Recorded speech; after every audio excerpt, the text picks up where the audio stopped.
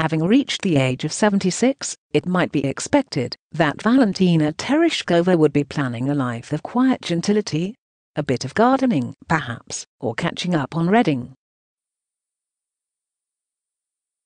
Far from it. The Grand Dame of Astronautics has no intention of retiring gracefully, she has revealed. Indeed, she has a very different idea of how her future will unfold. She wants to go to Mars, her favorite planet. More to the point, she says she is happy if the mission turns out to be a one-way trip. Of course, it's a dream to go to Mars, says Tereshkova, who became the first woman in space after she spent 3 days orbiting Earth in 1963. I want to find out whether there was life there or not. And if there was, then why did it die out? What sort of catastrophe happened? Such curiosity is shared by many others, of course. What distinguishes Tereshkova, nicknamed Little Seagull by Sergei Korolyov, the father of the Soviet space program, is the fact that she is willing to take that trip without any prospect of returning to Earth. At an age when most people are thinking of settling down to play with their grandchildren, Tereshkova is now seriously contemplating taking a manned flight to another world, where she would end her life eking out an existence in a tiny colony with a few other hardened Mars dwellers who would live on supplies ferried, sporadically, from Earth. It would be little more than a suicide trip. Nevertheless, Tereshkova is committed.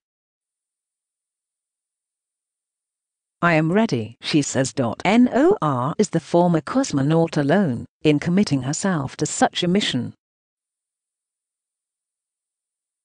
Thousands of people from around the world have signed up to a project called Mars One, which has announced plans to launch a private mission to land a group of 4 men and women on Mars in 2023 to found a permanent colony. Earlier this year, the group revealed it was seeking volunteers for the mission. To date, 165,000 have signed up.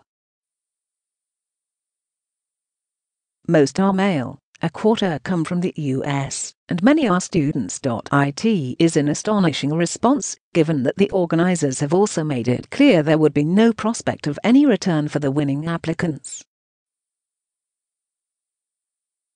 It's one thing to launch a small space probe towards Mars, it is pointed out, but quite another to land one that would be big enough to carry crew, oxygen, food and enough fuel to blast off again, after several months' exploration, to carry its astronauts back to Earth.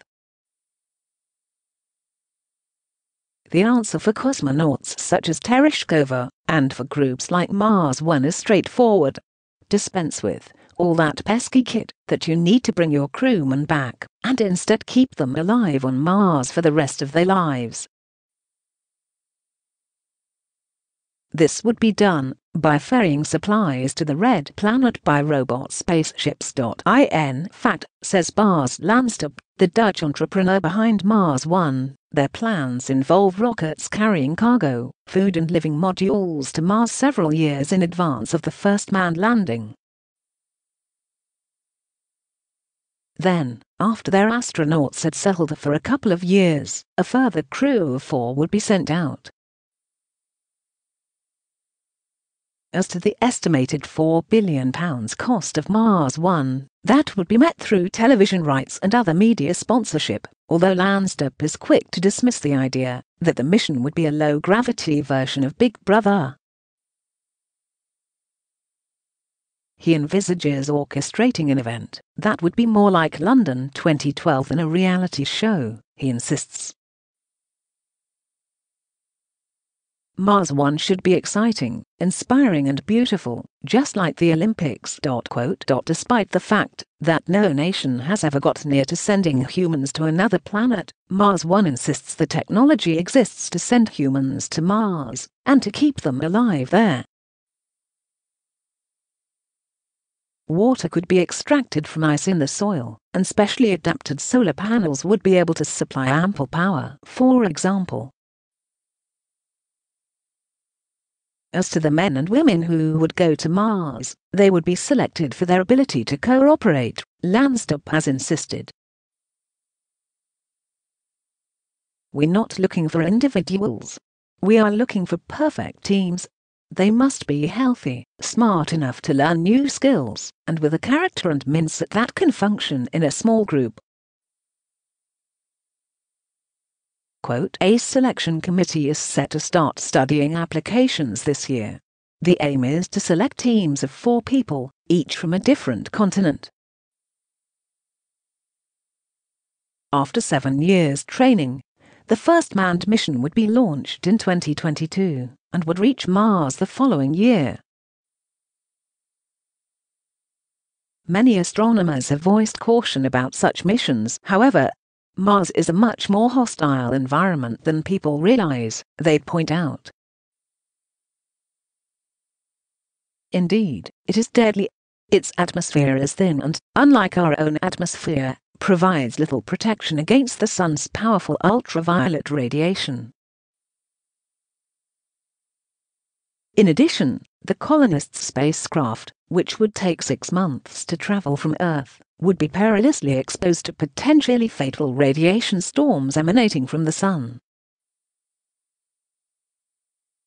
Given that the success rate of landing robot spaceships on Mars is little more than 50%, it is no certainty that a manned craft would survive the final part of its mission. Tereshkova's Martian dream needs a fair bit of work. If it is to be realized, it would seem.